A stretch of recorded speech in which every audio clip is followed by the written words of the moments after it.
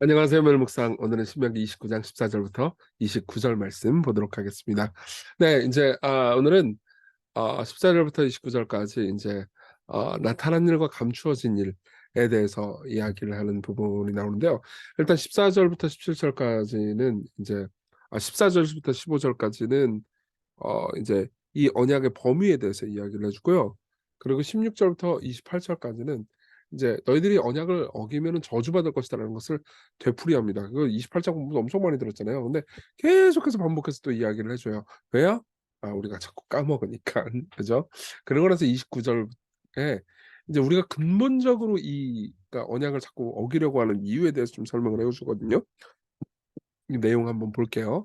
14절부터 보겠습니다. 내가 이 언약과 맹세를 너희에게만 세우는 것이 아니라 오늘 우리 하나님 여호와 앞에서 우리와 함께 여기 서 있는 자와 오늘 우리와 함께 여기 있지 아니한 자에게까지니 이렇게 말합니다. 그러니까 언약은 니들만 있는 게 아니다. 여기 없는 사람에게도 언약은 해당된다. 여기 없는 사람이라는 건 잠깐 화장실 간 사람 이런 의미가 아니고 그러니까 이후의 세대들을 의미하는 겁니다. 예. 예수께서는 이런 말씀 많이 하셨어요. 예수께서 제자들을 위해서 요한복음 17장에서 기도하시면서 내가 비옵는 것은 이 사람들만 위함이 아니요 또 그들의 말로 말미암아 나를 믿는 사람들도 위함이니 그러면서 이후 세대까지 다 적용이 된다라고 말씀을 하시는 거죠. 그러니까 여러분 이 신명기에 나오는 이 모든 언약 있잖아요. 그게 뭐 구약 시대 사람들의 이야기니까 그러면서 무시하면 안 됩니다. 이 내용이 우리에게도 적용된다는 것을 기억하십시오. 자, 어쨌든 간에 우리가 애굽 땅에서 살았던 것과 너희가 여러 나라를 통과한 것을 너희가 알며 너희가 또 그들 중에 있는 가증한 것과 목석과 은금의 우상을 보았느니라. 여기 우상이라고 번역된 나라 있잖아요. 이게 어원이 똥이에요, 똥. 그러니까 너무 가증하고 더러운 것들을 너희들이 보고 유혹을 받았다 이거죠. 그렇죠? 그러면서 이제 경고를 시작하는데요. 너희 중에 남자나 여자나 가족이나 집하나 오늘 그 마음이 우리 하나님 여호와를 떠나서 모든 민족의 신들에게 가서 섬길까 염려하며 독초와 쑥의 뿌리가 너희 중에 생겨서 이 저주의 말을 듣고도 심중에 스스로 복을 빌어 이르기를 자 보세요. 내가 내 마음이 완악하여 젖은 것과 마른 것이 멸망할지라도 내게는 평안이 있으리라 할까 함이라. 그러니까 왜 자꾸 저주를 강조하냐면은 이런 얘기를 하는 거예요. 그러니까 이런 얘기를 막 들어도 우리는 완악해져서 그럴 때가 있잖아요. 어차피 망하면 다 망하는 거 아니야? 여기 젖은 것과 마른 것은 당시의 관용구로서 모든 것을 가리켜요. 그러니까는 이렇게 생각을 하는 거죠. 아니 어차피 망한다면 모든 게 내가 우상 숭배를 하더라도 망한다면 모든 게 다 망할 거니까는 그냥 안심하자 이렇게 생각을 한다는 거죠. 그러니까 이 말을 이렇게 이해하면 돼요. 지금 여러분들의 버전으로 하면 지금 당장 얘기 아니잖아. 지옥 뭐 언제 갈지 모르고 당장 뭐 이게 지금 당장 나 먹고 사는 일이 더 중요하지. 이게 하나님 율법 이거 난 이게 좀 너무 종교적인 얘기고 나하고 지금 상관없는 얘기 같아라고 완악하게 생각할까 봐 들었다 이런 거죠. 예. 여호와는 이런 자를 사하지 않으실 뿐 아니라 그 위에 여호와의 분노와 질투의 불을 부으시며 이 책에 기록된 모든 저주를 그에게 더하실 것이라 여호와께서 그의 이름을 천하에서 지워버리시되 그러니까 무시무시하죠. 여호와께서 곧 이스라엘 모든 지파 중에서 그를 구별하시고 이 율법책에 기록된 모든 언약의 저주대로 그에게 화를 더하시리라.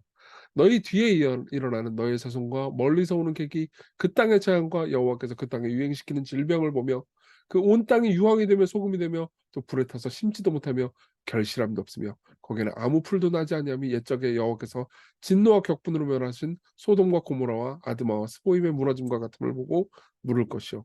여기 보면은 모든 질병 재앙 이게 다 이집트에 내린 것과 또 소돔과 고모라에 내린 것들을 반복하고 있어요. 그러니까 그때 창세기와 여러 율법에 나와 있는 모든 저주들 있잖아요. 그거 다 이방 민족들에게 부어진 거잖아요. 근데 똑같이 가나안 땅에도 있을 거라는 이스라엘 민족에게도 있을 거라는 거죠. 그러니까 하나님께서는 이스라엘과 뭐 이방을 또 차별하시는 분이 아닙니다. 똑같이 악을 행하면 공평하게 심판하시는 분인 거죠.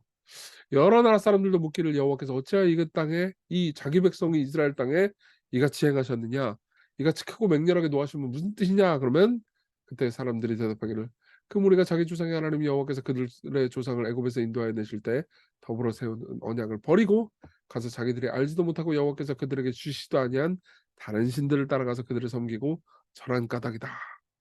그러므로 여호와께서는 이 땅에 진노하사 이 책에 기록된 모든 저주들을 재앙을 내리시고 여호와께서 또 진노와 격분과 크게 통한하심으로 그들을 이 땅에서 뽑아내서 다른 나라에 내던지심이 오늘과 같다 하리라. 예. 그러니까 나중에 이런 일이 일어나면은 결국은 그들이 우상 숭배했기 때문에 이런 일이 벌어졌다라는 것을 깨달으라는 거죠.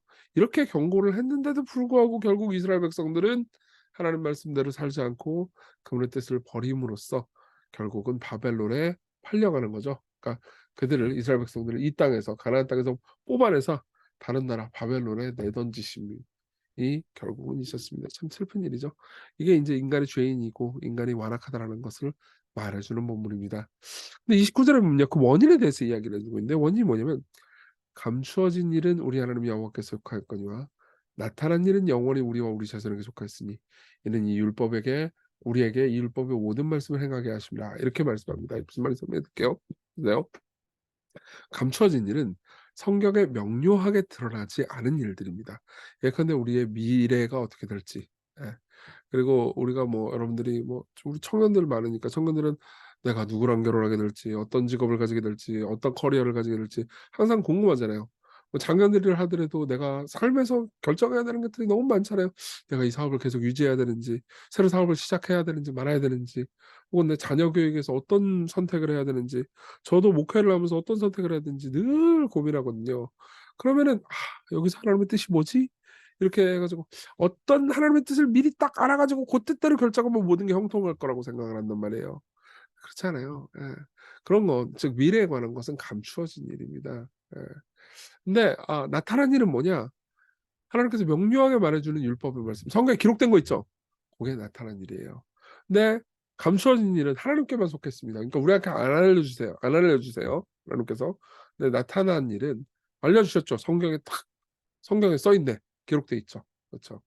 그러니까 그거는 우리한테 속했어요. 우리와 우리 자손에게.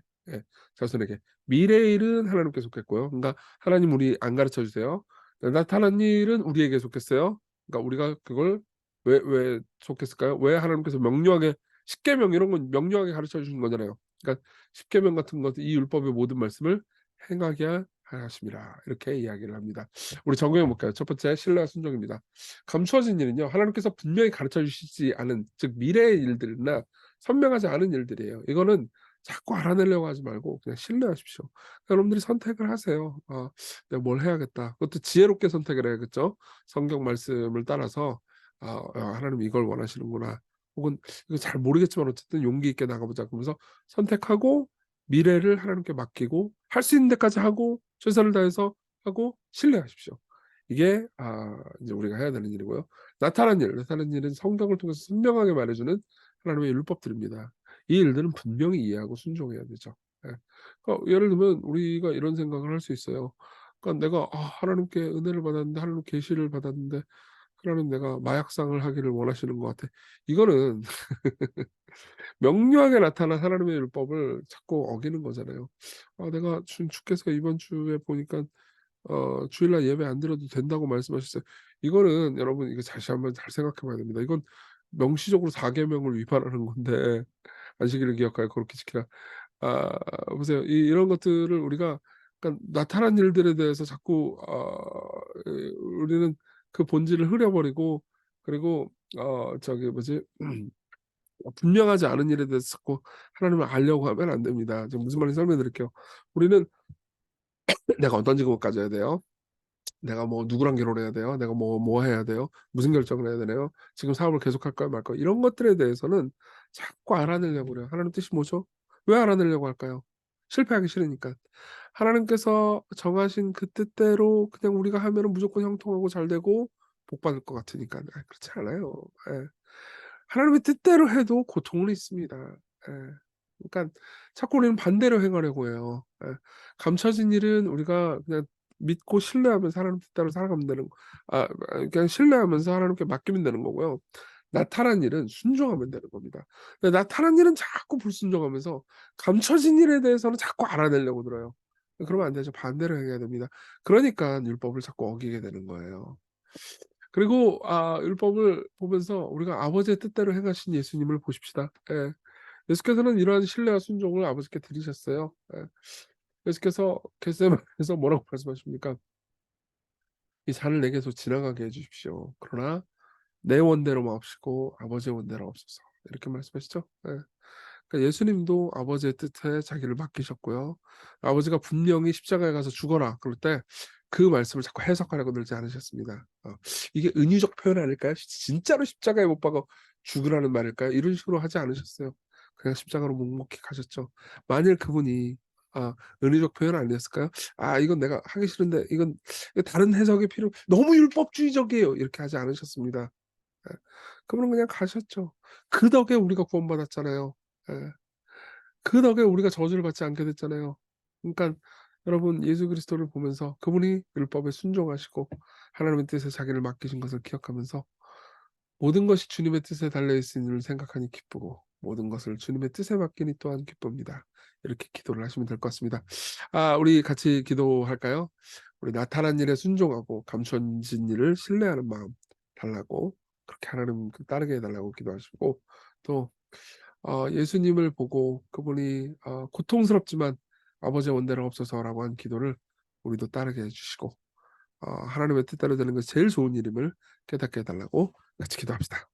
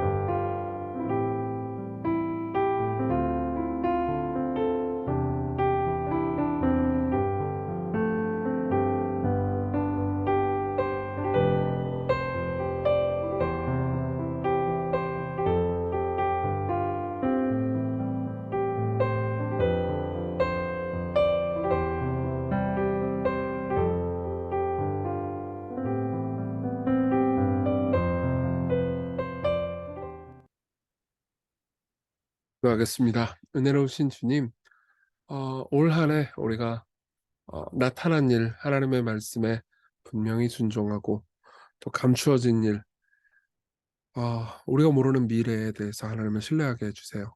예수님 이름으로 기도했습니다. 아멘. 네, 은혜 안에서 오늘 하나님을 신뢰하고 기쁜 하루 되셨으면 좋겠습니다.